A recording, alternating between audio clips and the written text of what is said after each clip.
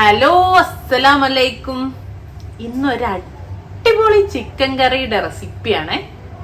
Chicken കറി എന്ന് പറഞ്ഞാൽ കാണുമ്പോൾ നിങ്ങൾ വിചാരിക്കും നമ്മൾ സാധാരണ തേങ്ങ അരച്ച മലബാർ ചിക്കൻ കറി അല്ലേ. എന്നാൽ ഇത് തേങ്ങ അരയ്ക്കാത്ത ചിക്കൻ കറിയാണ്.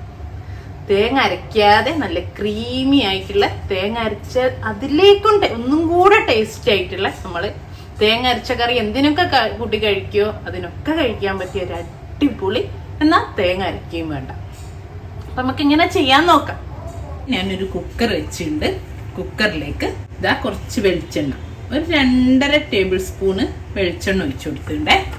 വെളിച്ചെണ്ണ ചൂടായിട്ട് ആ ഒരു സമയത്ത് ഒരു പിഞ്ച് 1/4 ടീസ്പൂണിന്റെ അടുത്ത് ഉലുവ ചേർത്തി കൊടുത്തിട്ടുണ്ട്. ഉലുവ പൊട്ടി തുടങ്ങിയിട്ട് നമുക്കിതാ ഒരു വലിയ സവാള അല്ലെങ്കിൽ 2 ചെറിയ സവാള, ഞാനിപ്പോൾ 2 ചെറിയ സവാളാണ് എടുത്തത്. പിന്നെ അതിൻ്റെ കൂടെ കുറച്ച് കരിവേപ്പില ഇട്ട് കൊടുത്തിട്ടുണ്ട്. 1 ടേബിൾ സ്പൂണ് ഇഞ്ചി വെളുത്തുള്ളി ചതക്കിയത്, അതേപോലെ ഒരു 4 വലിയ നല്ല എരിവുള്ള പച്ചമുളക് എല്ലാം കൂടെ ഒന്ന് നമുക്ക് വെളിച്ചെണ്ണയിലൊന്ന് വഴറ്റിയെടുക്കും. അപ്പൊ ഇതാ നമ്മുടെ സവാളൊക്കെ നന്നായിട്ടൊന്ന് വന്നിട്ടുണ്ട്. ഞാൻ ഇതിലേക്ക് നന്നായി തീ കുറച്ചതിന് ശേഷം കുറച്ച് പൊടികളൊക്കെ ചേർത്ത് കൊടുക്കുകയാണെ. ആദ്യം തന്നെ 1 ടേബിൾ സ്പൂണ് മുളക് പൊടി, കാശ്മീരി അല്ല നോർമൽ എരിവുള്ള മുളക് പൊടി. പിന്നെ 1/2 ടീസ്പൂണ് മഞ്ഞൾപ്പൊടി, 1 ടീസ്പൂണ് കുരുമുളക് പൊടി, പിന്നെ 2 ടേബിൾ സ്പൂണ് മല്ലിപ്പൊടി. ഇത് ചെറിയ തീയിൽ വെച്ചിട്ട് നമുക്കൊന്ന് ഇതിൻ്റെ കൂടെ ഈ പൊടികളൊന്ന് വഴറ്റിയെടുക്കാം. ചെറിയ തീയിലേ വെക്കാവൂ, അല്ലെങ്കിൽ പൊടി കരിഞ്ഞു പോകാം. നല്ലൊരു മണം വരും, മൂത്ത മണം. അതുവരെ ഒന്നൊന്ന് വഴറ്റി കൊടുക്കാം. നമ്മുടെ പൊടികളും ഈ സവാളക്കൂട്ടിൻ്റെ കൂടെ നന്നായിട്ട് വഴറ്റിയെടുത്ത് എണ്ണൊക്കെ നമ്മളെ വെളിച്ചെണ്ണൊക്കെ വിട്ടു പോരുന്ന പരിപാടിയുണ്ട്. ചെറിയ തീയിലേ വെക്കാം. ഞാൻ വീണ്ടും ഓർമ്മിപ്പിക്കാം, അല്ലേ പൊടിയൊക്കെ കരിഞ്ഞു പോവേ. ഇനി നമ്മൾ ഇതിലേക്ക് നല്ല കഴുകി വെച്ച് 1 കിലോ ചിക്കനാണ് ചെറുതായിട്ട് അരിഞ്ഞ് കറി പീസായിട്ട് കട്ട് ചെയ്തതാണ്. എല്ലോട് കൂടിയ ചിക്കന് 1 കിലോ. അത് ചേർത്തിട്ട് നമുക്ക് നന്നായിട്ട് ഈ മസാലൻ്റെ കൂടെ അങ്ങ് യോജിപ്പിക്കാം. തീ ഒന്ന് കൂട്ടി കൊടുത്തുകൊണ്ടേ, കുറച്ച് അധികമല്ല, കുറച്ചൊന്ന് കൂട്ടി കൊടുത്തുകൊണ്ട് കണ്ട നമ്മളെ മസാല ഒക്കെ നന്നായിട്ട് ഈ ചിക്കനിലേക്ക് ഇങ്ങോട്ട് പിടിച്ചിട്ടുണ്ട്. ഇനി ഇതിലേക്ക് 1 തക്കാളി, അധികം വലിപ്പമൊന്നുമില്ല കേട്ടോ, ഒരു മീഡിയം സൈസ് തക്കാളി ചേർത്തി കൊടുത്തിട്ടുണ്ട്. ഈ തക്കാളി ഒന്ന് യോജിപ്പിച്ച് കൊടുക്കാം. നമ്മൾ ഇതുവരെ ഉപ്പ് ചേർത്തിയിട്ടില്ല. ഞാൻ കുറച്ച് നമ്മളെ കറിയിലേക്ക് ആവശ്യമുള്ള ഉപ്പ് ഇട്ട് കൊടുക്കണ്ടേ. ഇനി ലാസ്റ്റ് ഒക്കെ വേണേ നമുക്ക് കറിയായിട്ട് നോക്കിയിട്ട് ഇടുകയും ചെയ്യാമല്ലോ. 2 ടീസ്പൂൺ ഉപ്പ് നനച്ച് കൊടുക്കുക. കറിക്ക് ആവശ്യമുള്ള വെള്ളം ഒഴിച്ചു കൊടുക്കാം.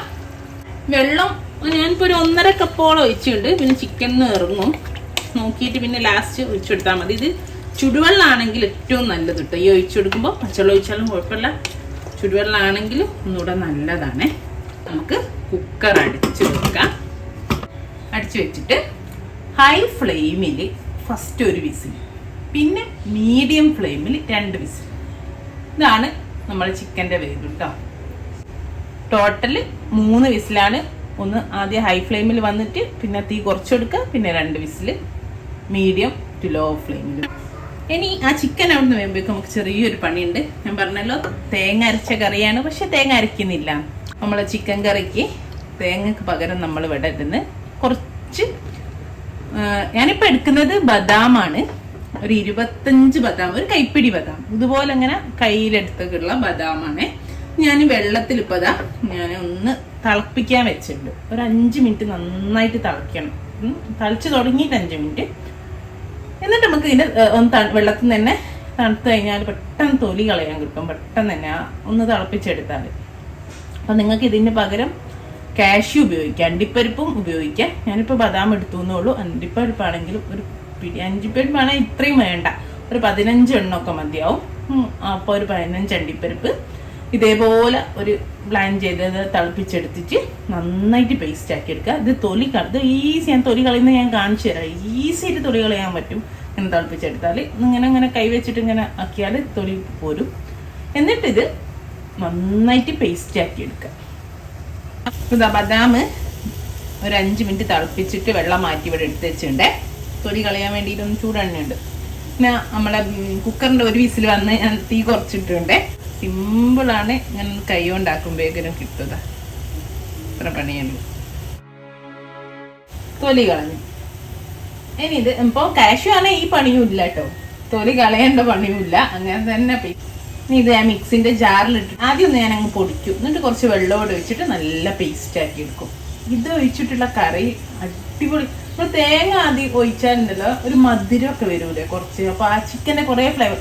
ഇത് ഒഴിച്ചാൽ ഒരു പ്രത്യേക ടേസ്റ്റ് ആയിരിക്കും. ഒരു പ്രാവശ്യം തന്നെ നിങ്ങൾ ട്രൈ ചെയ്ത് നോക്കാണ്ട് കേട്ടോ. പേസ്റ്റ് ആക്കി എടുത്തിട്ടുണ്ട്.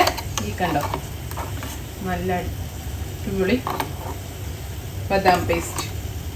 നമ്മളെ 3 വിസിലൊക്കെ വന്ന് തീ ഓഫ് ചെയ്ത് പ്രഷറൊക്കെ പോയി ചിക്കൻ എന്താ വെന്ത് കിടക്കുന്ന.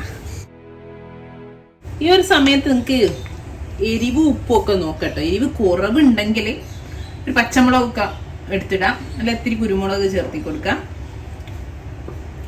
അപ്പം എല്ലാം ഓക്കെയാണ്. എരിവൊക്കെ ഉണ്ട്, അത്യാവശ്യം നല്ല എരിവുണ്ട്, ഉപ്പുണ്ട്. ഇനി നമുക്ക് നമ്മൾ അരച്ച് വെച്ച ബദാം പേസ്റ്റ് ചേർത്തി കൊടുക്കാം.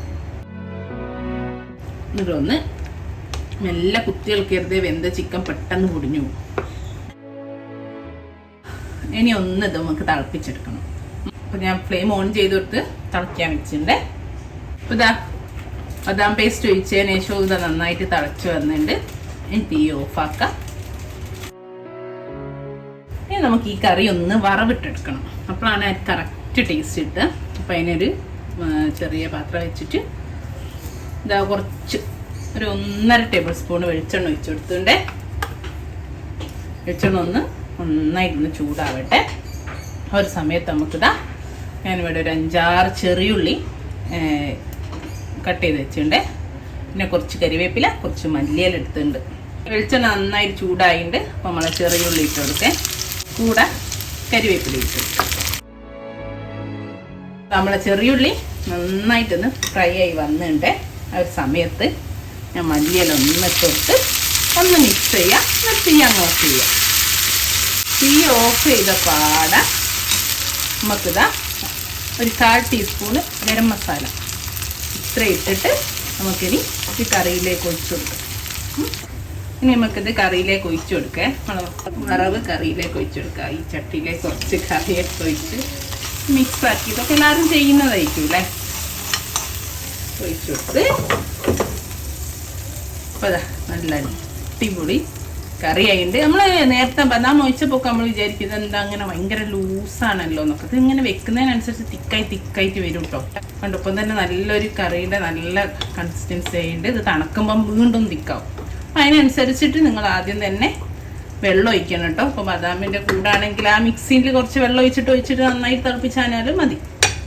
അപ്പോൾ ഇത്രയേ ഉള്ളൂ. നല്ല അടിപൊളി കറിയാണ്. ഒന്ന് ഉണ്ടാക്കി വെക്കും. ഒരു പ്രാവശ്യം ഇതുപോലെ പ്രാവശ്യം തേങ്ങ അരച്ച കറിയും ഞാൻ ചെയ്തിട്ടുണ്ട് വീഡിയോ. അതും ചെയ്ത് നോക്കിയിട്ട് നോക്കി നോക്ക്. രണ്ടിൻ്റെയും ടേസ്റ്റ് നല്ല വ്യത്യാസമുണ്ട്. ഇതിന് നന്നായിട്ട് ആ ചിക്കൻ്റെ ഫ്ലേവർ ഇങ്ങനെ എടുത്ത് നിൽക്കും ബദാം പേസ്റ്റ് നമ്മൾ ഒഴിച്ചാലും. പക്ഷെ തേങ്ങ അരച്ചാൽ എങ്ങനെയായാലും ആ ഒരു തേങ്ങൻ്റെ ടേസ്റ്റും എടുത്ത് നിൽക്കും അല്ലേ. അപ്പം അത് ഉണ്ടാവില്ല. അപ്പം ഇത് നമ്മൾ ആ തേങ്ങ അരച്ച കറി എന്തിനാ പത്തിരി വെള്ളപ്പം ഒക്കെ അടിപൊളി കോമ്പിനേഷൻ ആട്ടോ. നെയ്ച്ചോറ്. അപ്പം ഞാൻ ഇന്ന് വെള്ളപ്പമാണ് കൂടെ ഉണ്ടാക്കുന്നത്. അപ്പോൾ ഇൻഷാ അല്ലാഹ് നല്ല വീഡിയോ ആയിട്ട് നമുക്ക് വീണ്ടും കാണാം. Thank you.